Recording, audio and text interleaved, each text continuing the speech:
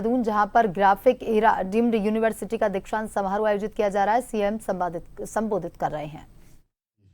विकासनगर क्षेत्र के विधायक आदरणीय मुन्ना सिंह चौहान जी, दूसरी पंक्ति में हमारे शिक्षाविद प्रोफेसर डॉक्टर संतोष एस सराफ जी, doctor Rakesh Sharma ji, doctor professor Durgesh Pant ji, doctor Sudhir Mishra ji, Rajprakash व्यास जी, प्रोफेसर डॉक्टर प्रदीप कुमार शर्मा जी एवं विश्वविद्यालय के सभी हमारे प्राध्यापकगण, अध्यापकगण और आज इस कार्यक्रम में पधारे सभी विशिष्ट महानुभाव भाइयों एवं बहनों और जिनके निमित्त आज का ये शानदार कार्यक्रम यहाँ पर आयोजित किया जा रहा है, ऐसे हमारे सभी छात्र छात्राएं, आने वाले समय के हमारे सभी कर्णधार, मीडिया के सभी मित्र, मैं सबसे पहले तो आज मंच पर विराजमान देश के सड़क एवं राजमार्ग मंत्री आदरणीय श्री नितिन गडकरी जी का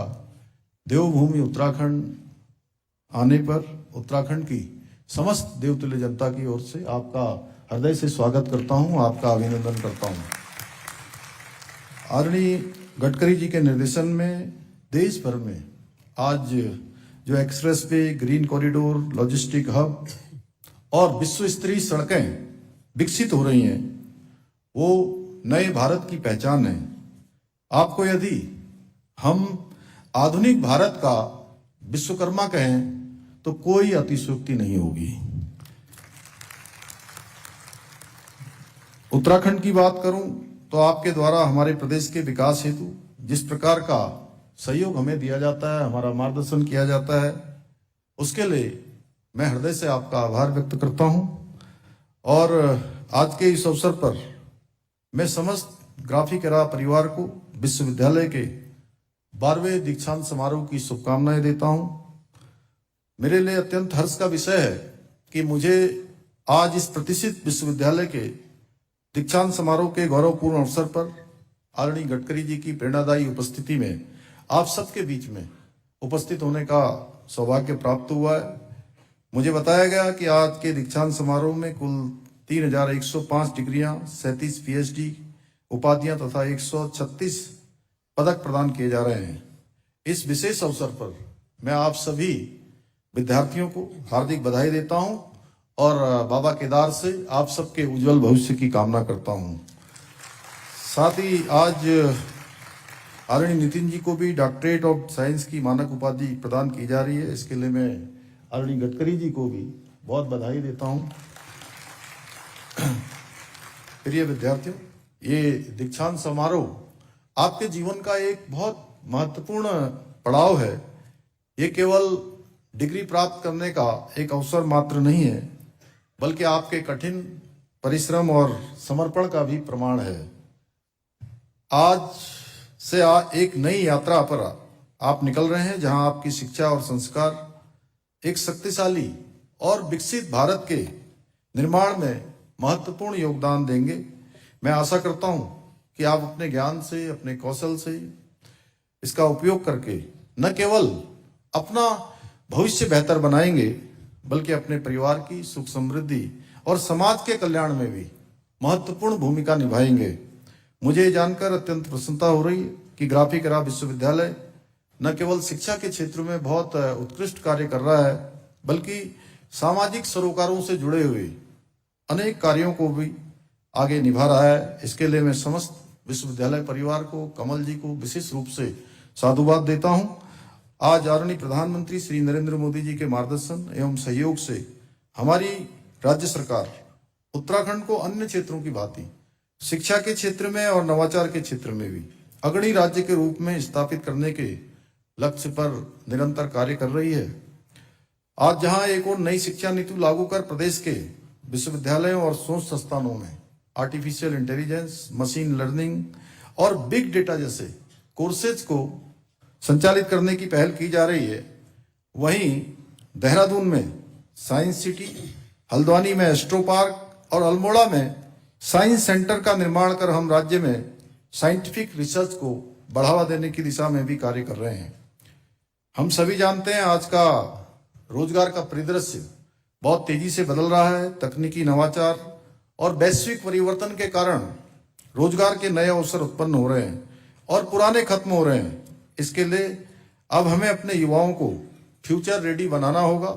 इस दिशा में हमने स्टार्टअप और इनोवेशन को बढ़ावा देने के लिए इंक्यूबेशन सेंटर स्थापित किए हैं, जिससे युवाओं में उद्यमिता को विकास किया जा सके, उन्हें अनेक प्रकार के प्रशिक्षण प्राप्त हो कि किस प्रकार से उनको काम करना है, किस प्रकार से आगे बढ़ना है। हमारा उद्देश्य है कि हमारे युवा शिक्षा प्राप्त करने के पश्चात केवल वो रोजगार ढूंढने वाले नहीं, बल्कि आने वाले समय में वो रोजगार देने वाले बने।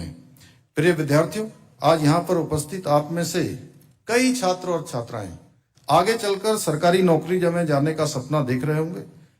आपके सपने और मेहनत किसी नकल माफिया की भेंट न चढ़े, इसके लिए हमारी सरकार ने उत्तराखंड में देश का सबसे कठोर नकल विरोधी कानून लागू किया है, जिसका परिणाम है कि पिछले 3 वर्षों में राज्य में लगभग 23,000 से अधिक युवाओं को सरकारी नौकरी प्राप्त करने में सफलता प्राप्त हुई है।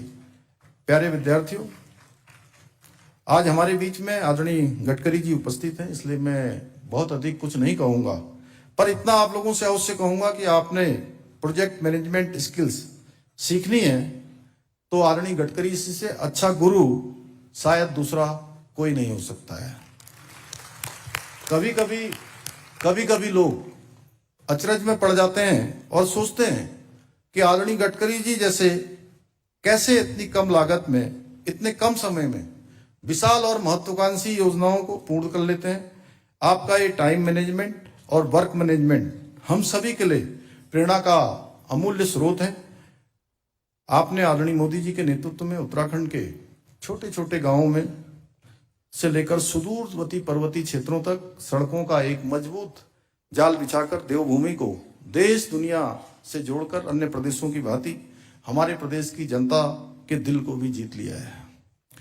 भाइयों बहनों, मुझे जब भी शिक्षा जगत के महानुभावों और युवाओं के साथ संवाद करने का अवसर मिलता है तो मैं राज्य सरकार के सर्वश्रेष्ठ उत्तराखंड निर्माण के अपने विकल्प रहित संकल्प को दोहराता हूं, क्योंकि मेरा मानना है जिस संकल्प में कोई विकल्प नहीं होता है और जो निरंतर दोहराया जाता है वो अवश्य पूरा हो जाता है। और संकल्प में यदि विकल्प आ जाता है तो संकल्प हमारा टूट जाता है, रास्ते हमसे भटक जाते हैं, सपने हमसे दूर हो जाते हैं। इसलिए संकल्प में विकल्प का ना आना, यही संकल्प का पूरा होना है। और मुझे विश्वास है हमारे इस संकल्प को पूर्ण करने में आप सभी का सहयोग हमें इसी प्रकार से मिलता रहेगा। और आज मैं उसी सभागार में हूं जिसमें भाई साहब हमारा जब 28 नवंबर 2023 को विश्व आपदा सम्मेलन चल रहा था और उसकी यहाँ पर शुरुआत हो रही थी, उसका उद्घाटन हो रहा था और उसी दिन सिलकेरा का टनल रेस्क्यू हमारा पूरा हुआ था। मैं यहीं पर भाषण ही कर रहा था, उसी समय वहां से सूचना आई थी कि वो रेस्क्यू जो है पूरा होने वाला है, ब्रेक थ्रू होने वाला है, आप वापस वहां आ जाइए। तो इसलिए ये बहुत ऐतिहासिक सभागार है। इस ऐतिहासिक सभागार पर आज डिग्री लेने वाले हमारे और आदरणीय गडकरी जी की उपस्थिति है। आप सबको उनका आशीर्वाद मिलेगा, अभी उनका उद्बोधन हम सबको प्राप्त होगा। मैं आप सबको इन्हीं शब्दों के साथ हार्दिक बधाई देते हुए विद्यार्थियों को उनके उज्जवल भविष्य की कामना करते हुए और आदरणीय नितिन गडकरी जी का देवभूमि उत्तराखंड आने पर एक बार फिर से आप सभी की ओर से, अपनी ओर से स्वागत करते हुए, अभिनंदन करते हुए अपनी वाणी को विराम देता हूं। बहुत बहुत धन्यवाद।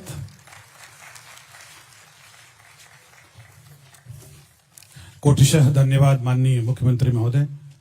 एक बार जोरदार करतल ध्वनियां सर के उद्बोधन हेतु। Ladies and gentlemen, now I am given this mammoth and important responsibility of presenting a brief citation and introduction of our honorable chief guest today. So with your permission, Shri Nitin Jairam Gadkari ji, Honorable Minister for Road Transport and Highways, Government of India, is a visionary leader whose remarkable contributions have transformed the landscape of road and highways infrastructure development in India. A statesman known for his efficiency, quality, commitment, and utmost and outright development in India to develop the sustainable community and commitment towards the development of the sustainable roads.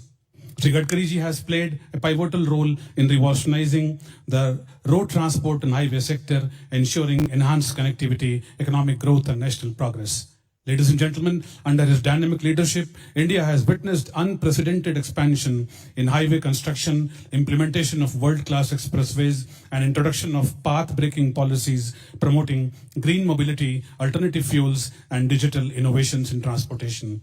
His unwavering focus on sustainable and cost-effective infrastructure solutions has positioned India undoubtedly among global leaders in road and transport development.